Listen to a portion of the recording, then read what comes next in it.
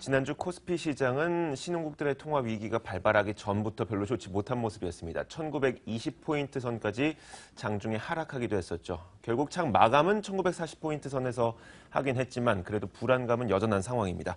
이번 주 증시 전망 살펴보도록 하겠습니다. 동양증권 골드센터 목동지점 고윤기 연구원 연결돼 있습니다.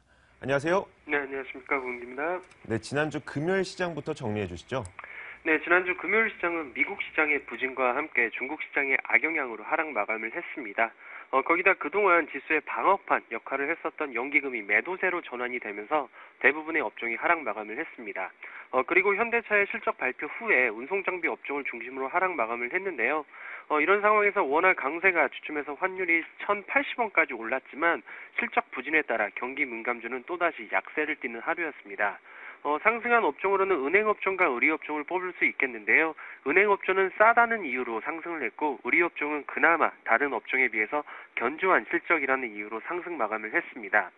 그렇지만 조선업종과 건설업종 같은 경우에는 저가 수주와 그리고 부실 수주 그리고 앞으로의 실적 악화에 따른 영향으로 하락 마감을 했습니다. 코스닥 시장은 그나마 코스피 시장보다는 선방하는 모습을 보였는데요. 기관은 순매도했지만 외국인이 코스닥 매수 유지는 유효하다고 판단이 되고 있습니다. 최근 신작 게임에 대한 모멘텀과 함께 납법과대에 따른 저가 매수가 나오면서 모바일 관련 게임주가 상승 마감을 했고 카드 정보 유출에 인한 경계 심리로 전자결제주가 하락을 했습니다. 그리고 현대차 실적 부진에 따라 자동차 부품줄이 하락 마감을 했습니다. 코스피 시장은 PBR 1배 수준인 1930선을 지켰다는 점에서 어느 정도 단기 반등이 나올 가능성이 점쳐지고 있는 상황이긴 하지만 주변 상황이 너무 좋지 않기 때문에 추가적인 동향 또한 지속적으로 살펴볼 필요가 있을 것 같습니다. 네, 저희가 글로벌 시장을 정리를 하면서도 이번 주에는 FOMC 회의라든지 그리고 글로벌 주요 기업들의 실적 발표가 글로벌 시장에 상당히 큰 영향을 줄 것으로 전망을 했거든요. 국내 시장도 마찬가지 아니겠습니까? 이번 주 시장 어떻게 전망하십니까? 네, 맞습니다. 지난 해외 증시에서 신흥국 통화 불안과 함께 실적 우려감으로 다우지수는 1,600포인트를 하회를 했고 S&P 500은 1,800포인트를 하회했습니다. 늘 강조했던 것처럼 양적 완화 축소는 호재가 아닙니다. 경제가 탄탄하니 축소한다는 것은 많지만 그것은 선진국 증시에만 해당하는 것이지 신흥국 증시에는 해당이 되지 않습니다. 결국 양적 완화 축소는 우리나라 경기가 회복이 되기 때문에 어느 정도 돈을 회수해도 되겠다라고 이런 인식이 나오면서 선진국 증시가 탄력을 받는 상황이기 때문에 아르헨티나라든지 터키, 남아프리카 공화국과 같은 신흥국 통화에 매우 큰 폭의 절하를 받고 있는 상황이 현재의 상황입니다. 그렇기 때문에 양적 완화 축소에 따른 풍선 효과를 지속적으로 체크해봐야 할 것으로 판단이 되고 있는데요. 특히나 1997년에 태국의 바트와의 대규모 절하된 사례를 바탕으로 아르헨티나가 최근에 페소화의 어떤 대규모 절하가 나왔습니다.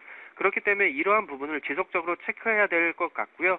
특히나 이제 태국 같은 경우에도 과거 1997년에 외환보유고가 굉장히 빠르게 감소하는 모습을 보였는데 아르헨티나 또한 이러한 모습을 보인다는 점에서 지속적으로 체크해야 될 부분인 것 같습니다. 이번 주 키포인트는 당연히 28일과 29일 날 예정되는 FOMC 회의겠죠. 현재로서는 추가적인 테이퍼링을 지금 예상을 하고 있는 상황입니다. 그리고 이제 버냉키 의장에서 앨런 의장으로 교체되는 시기이기도 하고요. 그렇기 때문에 향후 통화 정책에 대한 방향성을 한번 살펴볼 수 있는 기회일 것 같고, 그렇지만 추가의 축소의 가능성 때문에 달러 강세와 엔화 약세에 따른 영향으로 국내 증시에는 부담이 될 것으로 판단이 되고 있습니다. 늘 말씀드린 것처럼 유동성 장세에서 실적 장세로 넘어가는 과도기적인 그런 상황이고 실적에 대한 기대치는 낮춰야 된다고 말씀을 드렸습니다. 그렇기 때문에 2월까지 지속되는 실적 발표 시즌에 대한 대비가 필요할 것으로 판단이 되고 있는데요. 이번 주는 당연히 설 연휴 및 중국 춘절 연휴로 인해 관망세 속에 부진한 흐름을 보일 것으로 예상이 되고 있습니다. 여전히 코스피보다는 외인 매수가 살아있는 코스닥과 함께 중소형주 매매 전략에 유효할 것 같고요. 업종보다는 종목 그리고 이슈에 대응하는 전략이 유효할 것 같습니다. 네, 알겠습니다. 역시 지금과 같은 시장에서 믿을 만한 것은 실적밖에 없을 것 같습니다. 하지만 기업들의 실적, 특히 국내에서는 기업들의 실적이 그렇게 좋을 것으로 보이지가 않기 때문에 굉장히 이번 주에 실적이 과연 증시에 얼마만큼의 영향을 줄 수 있을 것인가라는 생각도 들긴 하는데 이번 주에는 그렇다면 투자 포인트를 어떤 기업 쪽으로 가져가는 것이 좋겠습니까?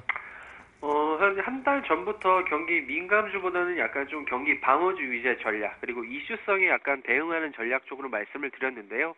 먼저 이슈성으로 먼저 접근을 하게 된다면 아무래도 춘절 관련주를 한번 살펴볼 필요가 있습니다.